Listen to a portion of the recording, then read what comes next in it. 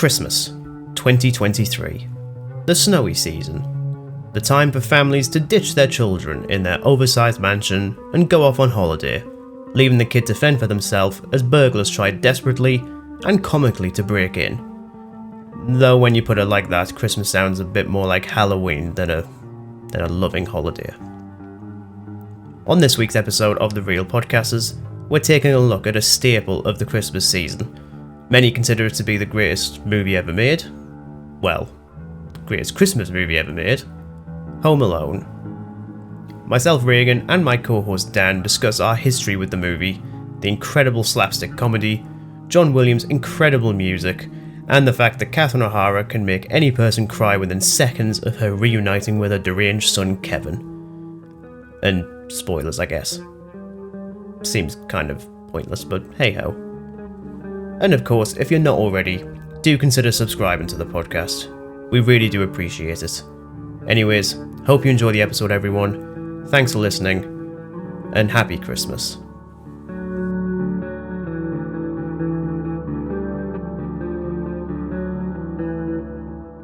Doing our Christmas special, originally going to be a showdown between two Christmas movies. I decided to change that because it's my podcast. That's what we do. So instead, we're going to be tackling my side of that showdown with what I would consider to be the definitive Christmas movie, which I think Dan already disagrees with, but not because he doesn't like this one. He might disagree. He might think that the original Home Alone is the worst thing since replaying Halo Infinite. Who the hell knows at this point? See, now I've made the reference. You can stop referencing the thing now. And that's it. We're going to stop talking about Halo Infinite because we're talking about Home Alone from the merry old year of 1990. It's 23 years old? 23? Is it 33? I don't know. Time 30 is... years old. No, 30 years. No, 30 years. It's old. Regan, I am too old to keep track of films from the 90s. Mostly because a lot of films from the 90s aren't particularly good. Say for something like, I don't know, The Lion King or Toy Story, and Home Alone, and The Matrix, and The Prince of Egypt. Okay, there is actually a few from the 90s. Yeah, it's actually quite good. You're kind of listing a few off here. Yeah, 90s fashion, no. 90s music, no. 90s movies, yeah, okay. I'll take it.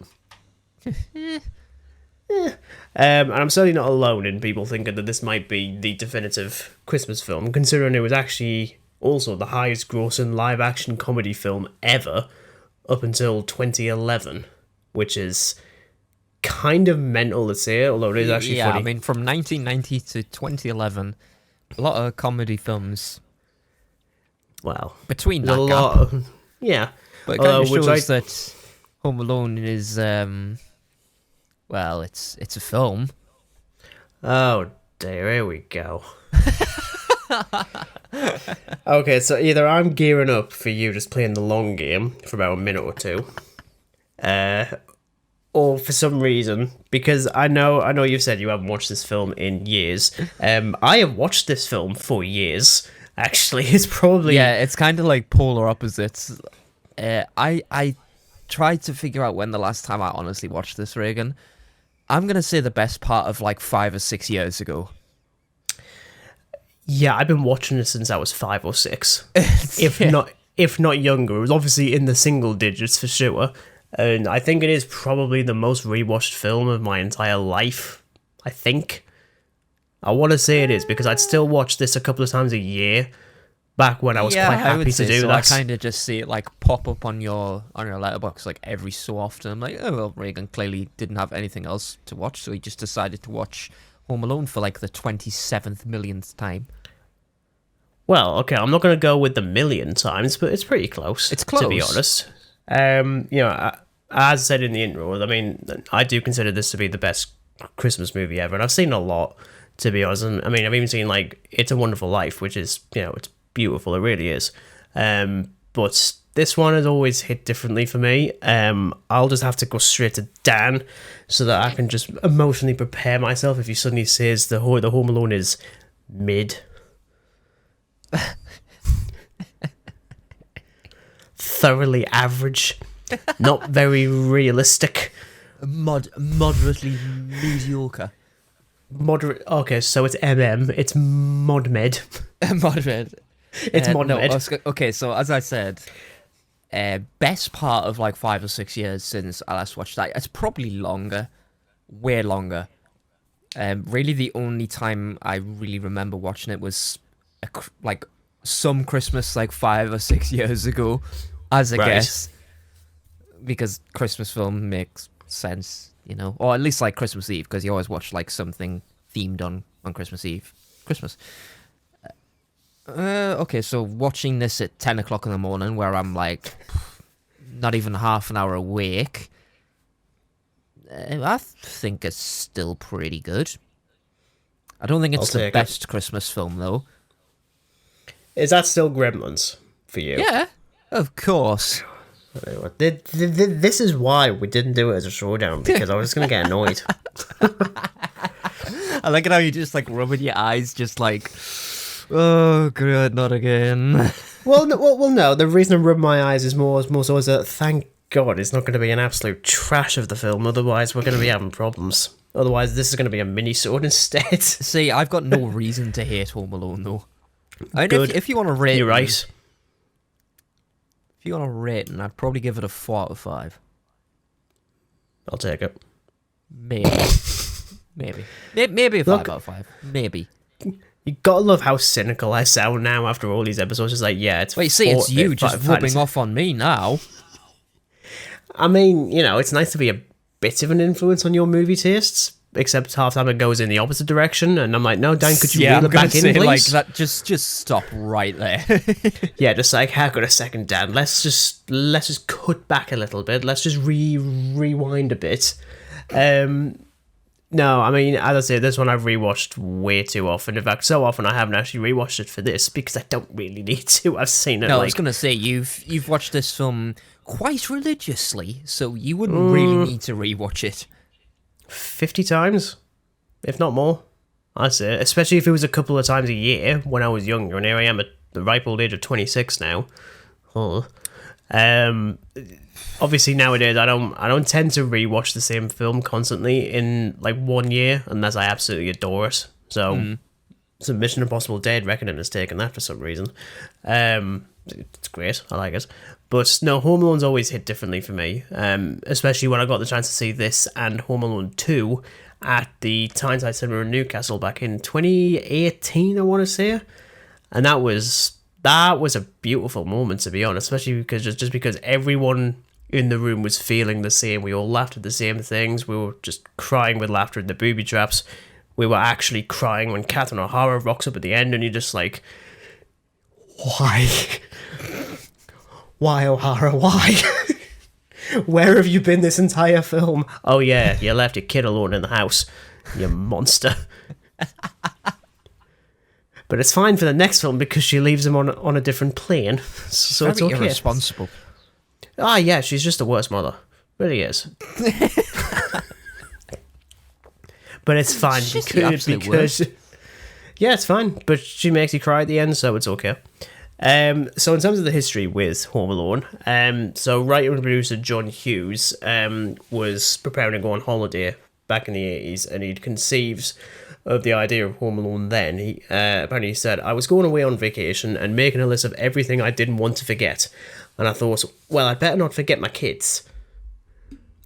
And I like that he had to write that down. And then the idea spawned.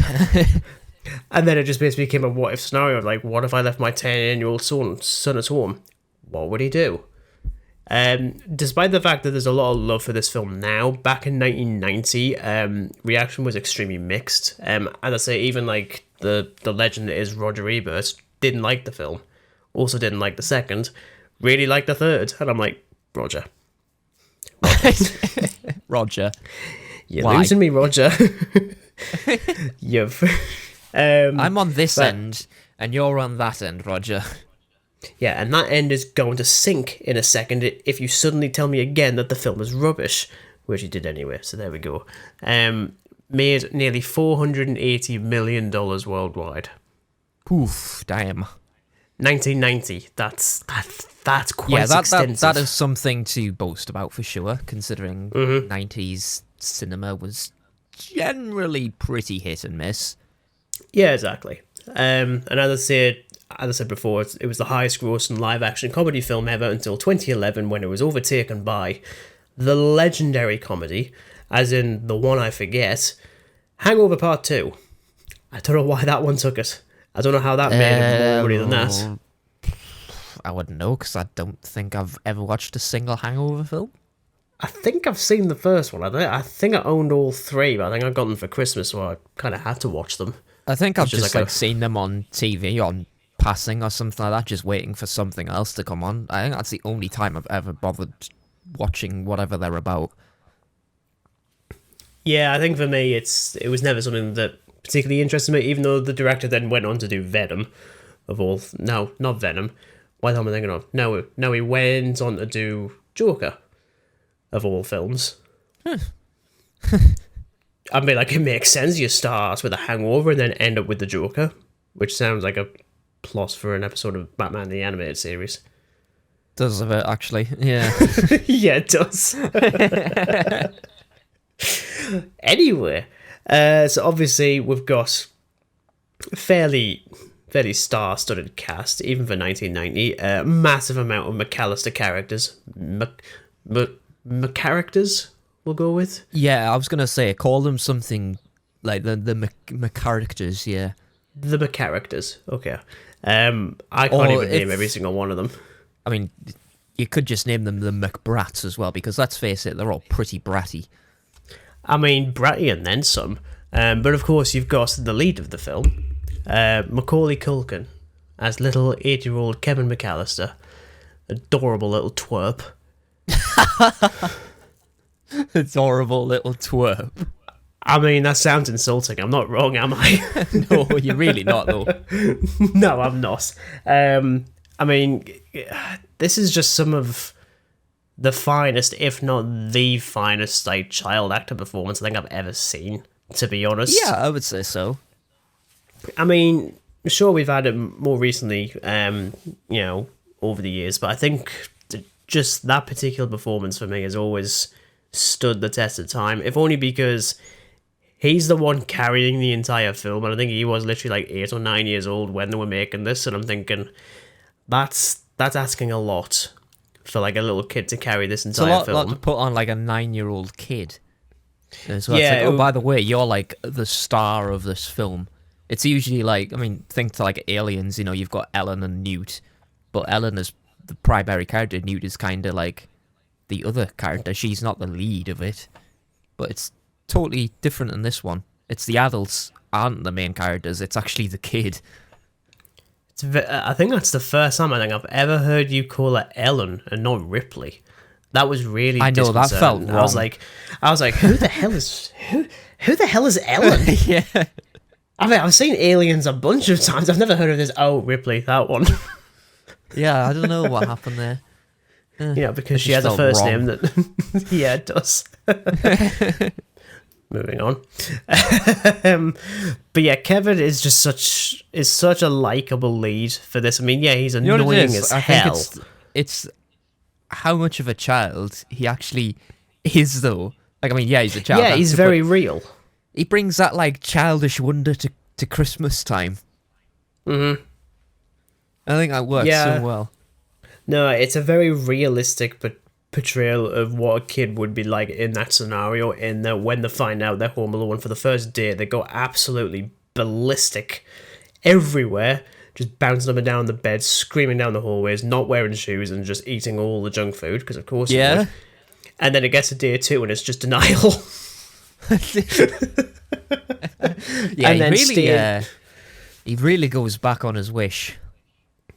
Yeah, he really does. But again, because he's 8, he does legitimately think that they have just vanished because the cars are still in the garage. And they think, oh, the cars are still here. They didn't actually go to the airport, because he doesn't understand the concept of the airport picking them up. Which must have blown his mind in the second one. Because that's how they get to the airport again, and he's already there. Just like, oh, wow, this is awesome. Wow. Although, fun facts that I've always loved this. So this is before they all go missing. Well, not missing, they all leave. The little kid that's talking to the airport bus driver at the beginning. Yeah, the neighbour from across the road. Yeah, that actor was. He also auditioned to play Kevin. Oh. So, they were just like, we need like they some kept him in. annoying kids just to basically ask about vans. Yeah, I think the reason that he didn't get the job is because you can see at one point him actually mouthing the lines of the driver before he gets thrown away from like the rest of the set. I'm like, oh, that's a terrible acting performance. You're not supposed to mouth the next lines of the next person. Is this automatic transmission? I don't know, kid. Why don't you just go away? Yeah, essentially. But I do like that they kept it in. I mean, you know, as a performance, it doesn't trump Macaulay Culkin at all. Of course, you've got Catherine O'Hara as Kate McCallister. Again, with the stammering and the mucks. Doesn't work with me this week. No. I hate it. I don't like it, Dan. Or simply that lass from Beetlejuice. Which is it? Oh, yeah. Actually, yeah, that makes sense. I was like, what? Is there like a stammer in Beetlejuice? I forgot. Oh, yeah, it's the same actress. We'll be talking about that next year. Don't worry about that, Dan. Look at that smile. Like, yes, get it in. We're talking about something good for once. No, Not Halo Infinite. God, stop referencing that now. I told you to stop referencing it. Yeah, but it's funny when I do it, because everyone knows I hate it. No, it's not. It's annoying.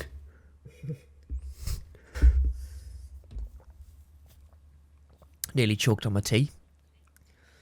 Again. No, I quite like her in this. Even, I mean, Kevin is the lead character, but it's nice just having other characters that they're not background characters, but they're not the main ones. They're just important enough to be in the film, I think. And she's there. Really, she does the job. I suppose what I'm getting at. Yeah, I mean, I think my only issue with the film is the fact that the rest of the family is so unnecessarily mean to Kevin, so that they absolutely deserve to lose their son for a week. Yeah, like all the kids are just absolutely ripping the hell out of him, and like his mother's just like, "Get upstairs now, it's your fault." I'm like, he's got every right to punch Buzzers in his stupid face. I would as well. Several times, to be honest. On that cheese pizza, I'd be livid.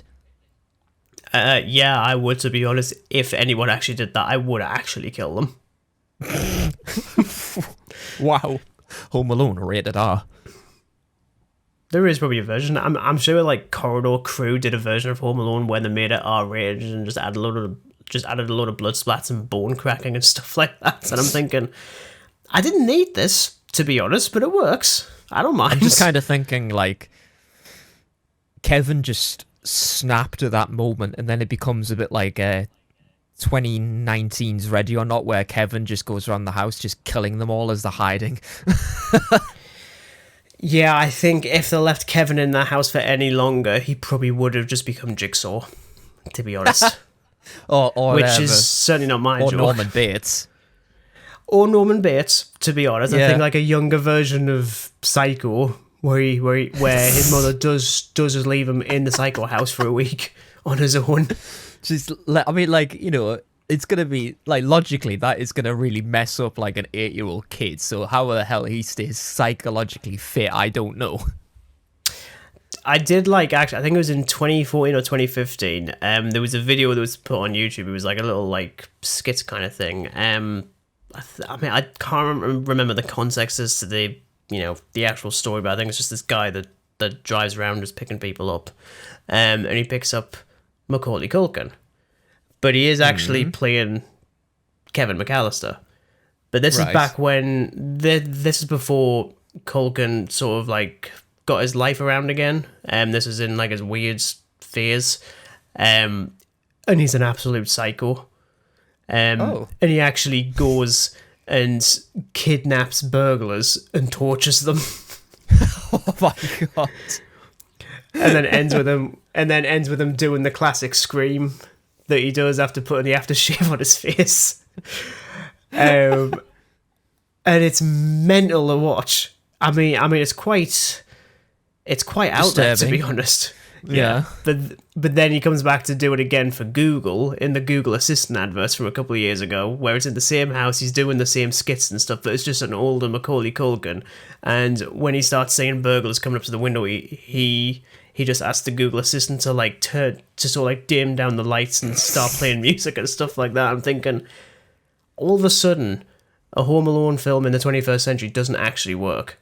And in fact, the one we got in the 21st century doesn't actually work. It's fine, we're not talking about that one. I'm just watching it later. Why? Because we like to torture ourselves. Clearly. That's why. Clearly.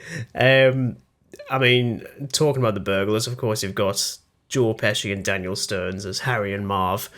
Who otherwise are absolutely brilliant. They are the best, worst burglars in cinematic history. To be honest, I think they would be us if we were burglars. Like, look, we're not exactly the brightest bulbs, like. Okay, before you start insulting me, which one of the two am I? You're gonna say I'm Mom, aren't you?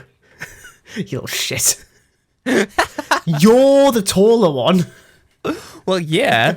Duh. And also, I can drive and you can't, so therefore it has to be me. I have to be Harry. I have to be the one with the golden tooth. Is that how hierarchy works? Is it? This is how hierarchy works on this podcast. That's exactly how it works. No, they're absolutely brilliant, and it's just like I mean, a lot of comedy stuff definitely is on their end. Them getting absolutely assaulted is probably the better word for it. Like, it's just Kevin McCallister just pretty much playing tower defense in a mansion. I didn't think about it being like a version of tower defense. It pretty much is, like, to be honest, he's stopping the intruders from getting into his home. So yeah, I mean, he doesn't do a very good job. I mean, like, he's got a total of 19 traps. One of them is an accident, that being the spider. But otherwise, you've got nearly 20 traps. And they're still getting the house anyway, so he didn't do a very good job. The idiot. Stupid child. Hasn't he seen Home Alone? I just like how it's...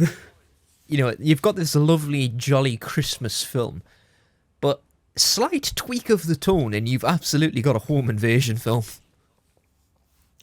Yeah, it can very much be retooled as a horror film. In fact, I'm surprised it hasn't already. Or has it? I mean, it's probably... there might be a skit of where it actually has, but I remember the Family Guy version of it, where it's like, you know, if Home Alone was like 5 minutes long, and basically it's Harry and Marv. Was it Marv? Yes. Marv? Yeah, Harry and Marv basically go in the house and they just shoot Kevin and they rob the house. That's it. I mean, I do like how in the second film Harry does actually bother to bring a gun.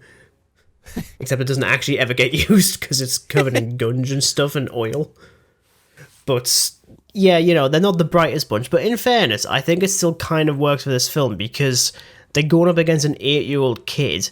Immediate assumption is we're absolutely gonna kick the hell out of this guy. Oh no, he's brought paint cans and blowtorches and BB guns. Like, Kevin that is look like actual rifles. Genius.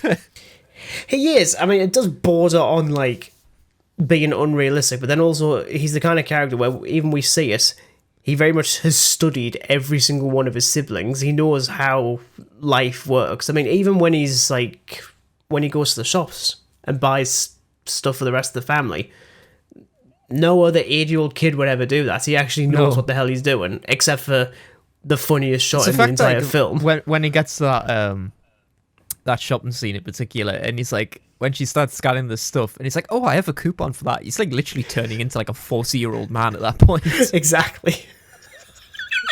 It's like, oh, I have a coupon for that. And she's just looking at him like, why are you here?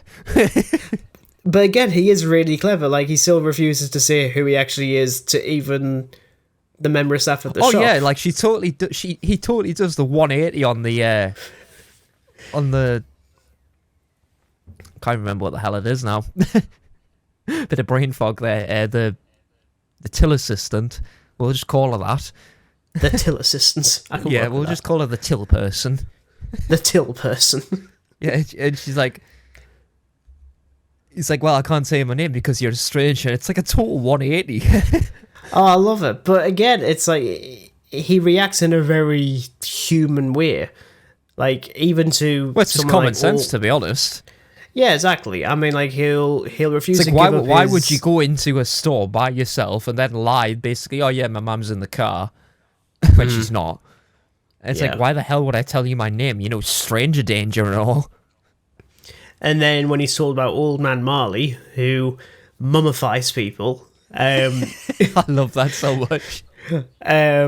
Which, I love that, to be honest. I mean, at the same time, I mean, of course, it does get revealed at the end that he is actually quite a lovely person who's just had a lot of bad stuff happen in his life. He doesn't help himself by deliberately looking scary.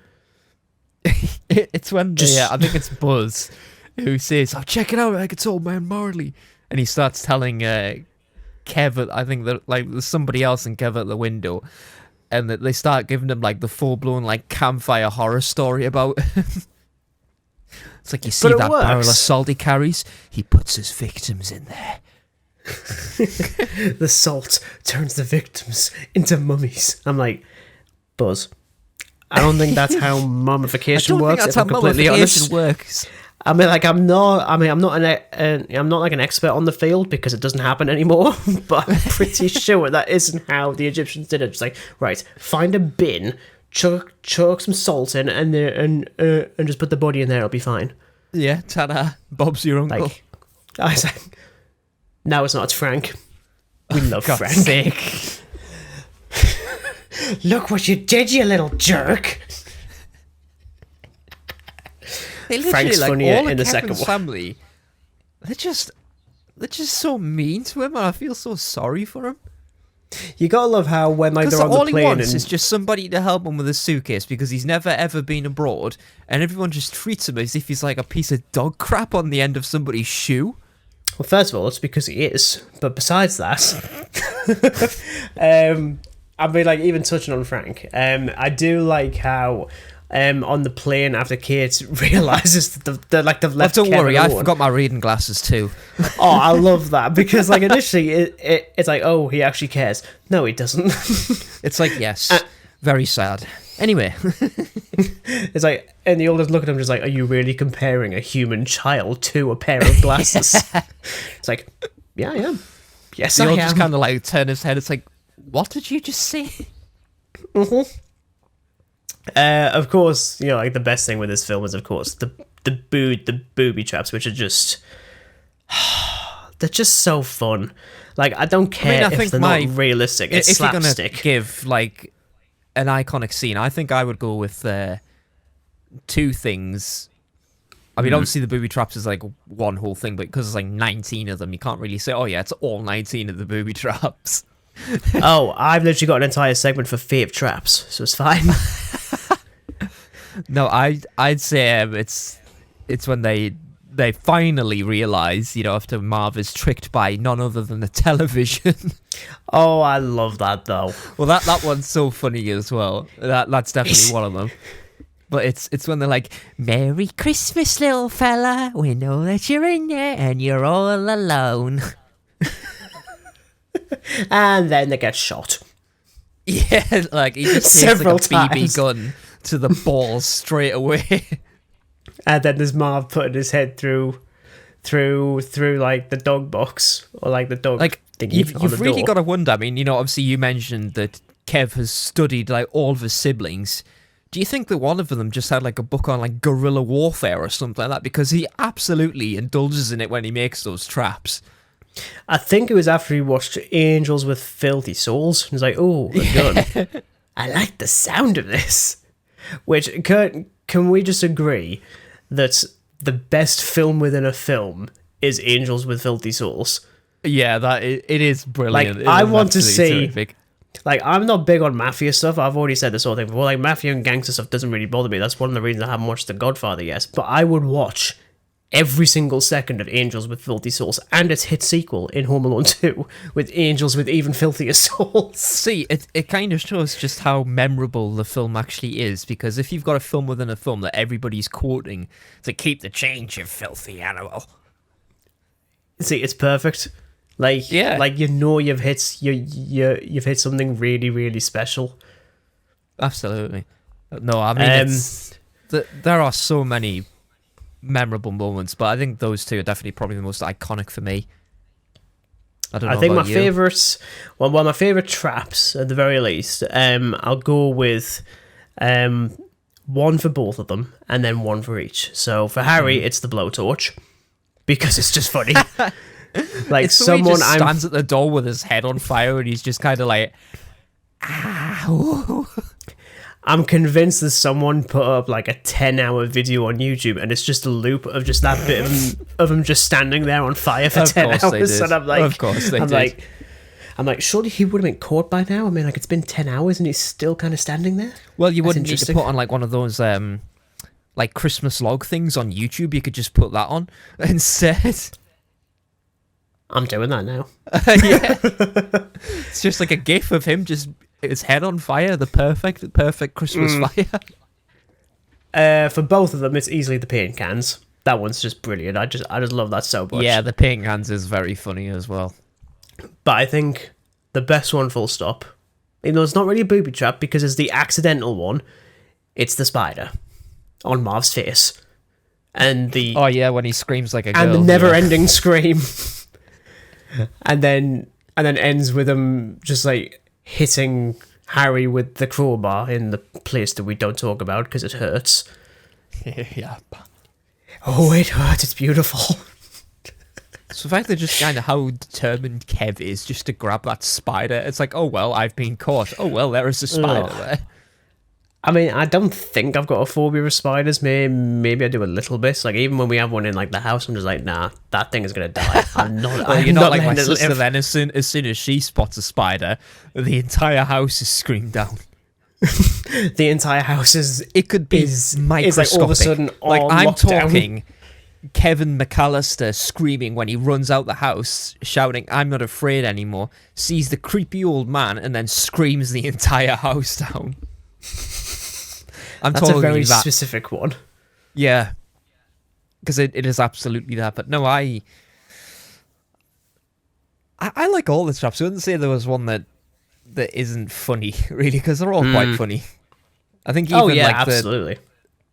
Kevin just wetting the stairs and then just slipping down the stairs. It's like classic, like slapstick stuff. Oh yeah, it's like, I mean, it's the kind of thing where it's you could probably still get away with it. Like, even, you know, not to talk again about the new one because I know you haven't watched it. Don't watch it; it's terrible. But that one does slapstick as well, but it doesn't really work. Like, I'm sure there's a moment when the new kid that's in it, I don't even know his name. Because the new kid. Buzz is actually it. Yeah, Buzz is actually in the new one. Not that it really matters. I'm sure he shoots the burglar. I'm putting that in quotations because not really. I'm sure he shoots him with a gun that's loaded with snooker balls. And well, yeah, immediately you're thinking, okay, if that actually hits you in the face with the kind of force that I'm thinking of, there is going to be a hole. There just is. Yeah, and a very dead burglar. Yeah, and in this case, it's just like a. I'm like, no. Yeah, it would not simply go ping. It would not do that. I mean, I've already watched Home Alone 3, where literally the first trap is capital punishment. It's the electric chair. Seriously, it's literally an electric chair. It's brilliant. The booby traps in that one is actually really, really funny because they can actually kill you. Who do you think gets the worst end of it in the trap in Trapwise? I think Marv, personally. Oh yeah, he is just absolutely he is abused to Squidward levels. Yeah, in that, like, it's the comedy comes comical. from his. Yeah, exactly. I mean, like, the best stuff from Marv comes from him just being abused all the time. The poor soul, which is why it's so. That guy is lucky to have his feet from what Kevin did to him. Yeah, there was nails in the feet. He's had them covered in tar. He's stepped on baubles. Mm-hmm. There was an episode. I don't remember which Vsauce channel it was on YouTube. I think it was Vsauce 3. That did like a breakdown of the traps from the original Home Alone to see how likely you were to actually survive them. And I'm sure they did the pain can one with a proper dummy that had like all like the fake muscles and stuff like that to like simulate how dangerous it would be. It's worse than it's worse than just a regular concussion. You would probably have major brain damage, if not death. And those people, I mean, considering they like times. fly off the stairs as well, you've got to take into consideration the fall as well. But then I suppose with Home Alone 2, Harry does drop on top of a taxi with a fair amount of strength and damage. See, I can't wait to talk about Home Alone 2 next year because just the bricks. The bricks. I mean, he gets like an iron just dropped on him out of nowhere. You know what? He does it. It's funny as hell. It really is. In terms of my favourite moments without the booby traps, because there are. I mean, I mentioned before, like the moment when I've actually just. I mean, I haven't really been paying attention to my notes, and I've wrote like a full page of them. But okay. It's stupid as hell, but it kind of shows that how brilliant it works when it's not over reliant on comedy, but it knows when to do it right because you got to make people laugh. Mm-hmm. But it's so silly, and I'm just highly immature. But when they're all at the dinner table and they're having poor Fuller, when he just gets smushed against the wall with somebody's jet, and all you hear is a little like, oh, that could have been death. I was absolutely. I must have replayed that about 3 times today. I'm not even kidding you, and I was crying of laughter. I don't know why I found it so funny. I hate that. I found it so funny. That's a very specific Fuller reference to find really funny. Is just him getting squished by a chair. Yeah. See, I'm trying not to like laugh my head off with it now. See, I'm more likely to laugh at the previous shot when Fuller's told to ease off the Pepsi and he just has the most disturbing smile, little grin. But it's because he knows full well that if he wets the bed, then Kevin has to go and sleep in his room. And I'm sort of thinking, that's a bit of a weird thing, Fuller. You can't suddenly enjoy that. Suddenly, I think it would be funnier if it was Fuller that was home alone and just see what happens with that. He is not surviving past the first trap. He will start making the traps and he'll probably end it. It's just going to be like nappies just all over the place. I was going to say, he is literally... He doesn't know how to wash, so... I was going to say, he's just been down to the store, he's ran out of money, he's just shoplifting frickin' nappies. Yeah, all of a sudden... Fuller alone. All of a sudden, that would absolutely just be Home Alone in 5 minutes. It would only work with Fuller. I mean, as I say, in terms of like my favorite moments, obviously, when Kevin and his mum reunite at the end, it is absolutely it's like the ending to It's a Wonderful Life, where it's like, oh yeah, it's not gonna get me this time, it's not gonna happen this time. Why can't I see anymore? Oh yeah, it's because everything is reflected because I'm crying my eyes out again. It is nice and heartfelt. But she does take even though she's still a horrible mother. Oh yeah, she's like very irresponsible. Just like, I'm so sorry, and Kevin's just like, you know what it is, bygones be bygones. It's fine. Just like, it's all water under the bridge or over the stairs or down the stairs or in the back room with the weird furnace that screams at you for some reason. Kevin, shut up. The poor thing. Like if that's not a supervillain origin story, I don't know what is. Meanwhile, the Legion of Doom.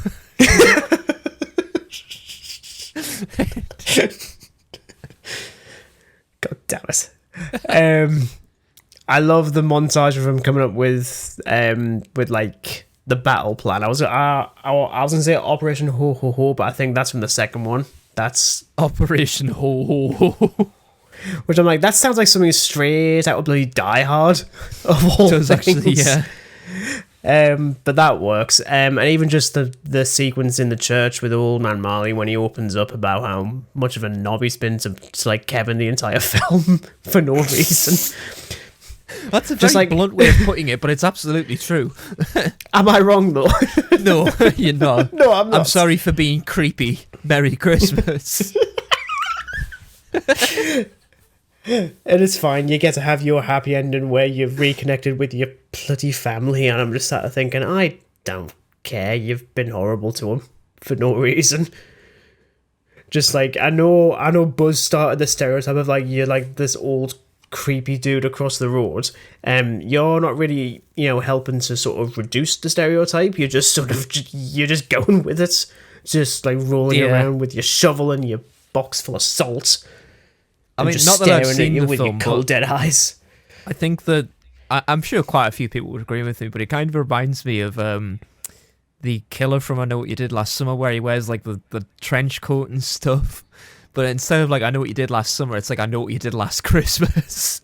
So they could absolutely take us in like horror genre if they so please. They could do home invasion or this whole entire story about the creepy neighbour with the shovel who supposedly mummifies victims in the salt barrel. Yeah, I can imagine it sounding like that.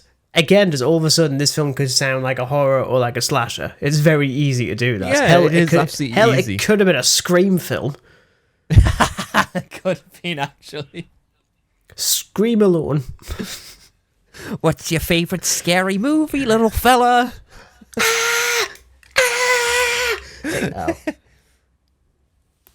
Alright then, I'll just dial the next number.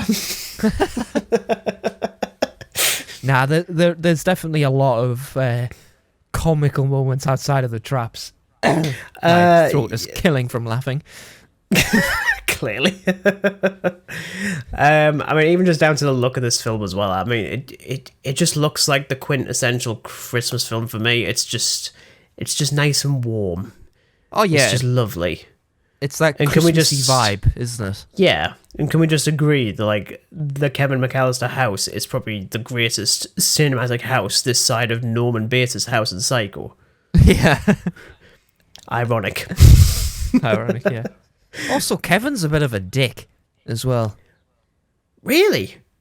Yeah, because he kind of torments the pizza delivery driver for absolutely no apparent reason other than to get a pizza.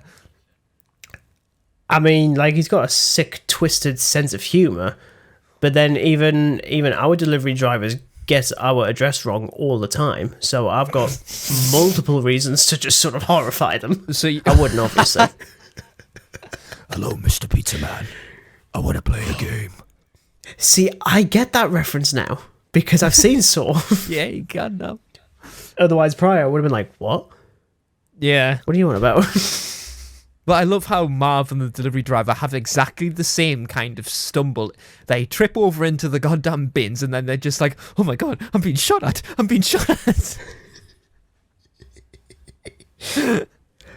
No, it's great. It really is. I mean, yeah, it is absolutely ludicrous. And you do question, like, how... But it works, though. How... Yeah, exactly. But then how loud are those speakers? On that 1990 TV, it's surprisingly good. You know, this is just the thing. This is like some sort of conspiracy that Kevin is actually just like he's a genius, obviously, but, is he like an electrical genius or is he just all-out genius so he can just adapt to whatever the situation calls for? Because he clearly can. Again, I mean, if an 8-year-old child can go to the store and just act like a 40-year-old, I think there's something ain't quite right. It's all I'm saying. What? Once again, this is why he grows up to be Jigsaw. or whatever Jigsaw's real name is. He'd do really well in a zombie apocalypse. Like, he's got this sussed. I mean, like, he's good with dealing with the living. I don't know how good he'd be with the undead, because Harry and Marv just first of all, Harry and Marv constantly getting up. He would run out of booby traps. He just would. Yeah, that is true. That is very true. Or he hides in a construction site and then just does Home Alone 2 where he just constantly throws bricks all the time. Just like, my wrist really hurts from like throwing 30,000 bricks. But I think think they've stopped moving now. I like it how we were talking about Christmastime. We've just turned it into like a really twisted horror film. Again, like for anyone who hasn't listened to this to this podcast before, this is literally what happens every single week. We've done really well for 70 plus episodes of doing that. And then of course you've got John Williams' score, which is just legendary. It's again, perfect. It's very warm and it goes with the film because it's very, especially toward the end, I think, as well. Just listen to with it. That whole just like brings a thing tear of to my Kevin and eye. his mother reuniting. It's all Christmassy and warm. I'm like, oh, it's lovely. And you're like, oh, this is so sweet. She's still abusive as hell, but it's beautiful. She's still abusive as hell. They've both learned really important life lessons, as in, Kate has learned that, you know what, if I left him alone a second time, it wouldn't have mattered. Well, yeah, I was going to say, not that she really learns, because there's a second film where pretty much the same... To be honest, she's even worse, because, I mean, granted he's left in the house alone, but he's now in New York City on his Todd. On his Todd? Yeah, like... on his own, for disaster. those who are not from the north. On his Todd. What's on his Todd? I've never heard of that one. On his Todd. Billy No Mates. Kevin No Mates. Well, yeah, basically Kevin No Mates. No, instead he just has to contend with Tim Curry, the Pigeon actor. Man. No, it's the Pigeon Lady. How man, Dan? I mean, I haven't seen Home Alone 2 in equally a long time, so... Well, as long as you've seen it, that's fine. I'd be really devastated if you hadn't seen it. But in that case, you'd have like a year to watch it, so it'll be fine. I mean, I think I've hit everything I'd want to say about Home Alone. I mean, as I say, it's yeah, a bit of a ramble, but just because I've pretty much covered everything, really. I mean, everything we've done. Oh, I will mention actually. I do like it how if you're gonna watch it for the first time, your only clue about the burglars is literally like the close-up of the golden tooth with Harry, because obviously he's the police officer who goes to the house, putting on like the whole facade of, you know, make sure, you know, do you have like a security system installed? That basically to learn how they're going to get into the house. Yeah. And then when Kevin's on his own doing the shopping, notices the tooth again, and it's like, I recognise that kid. It's like, oh my god, he's the burglar.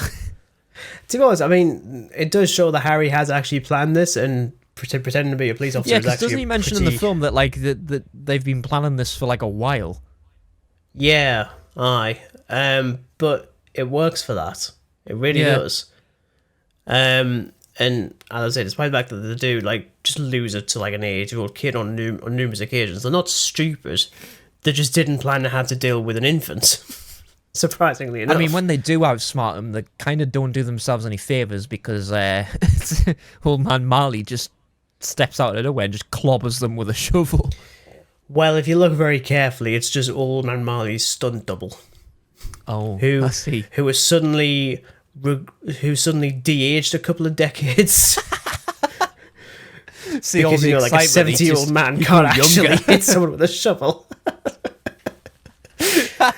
I mean, because it is a really big shovel as well, so he goes to pick it up, he'd probably just go down with it.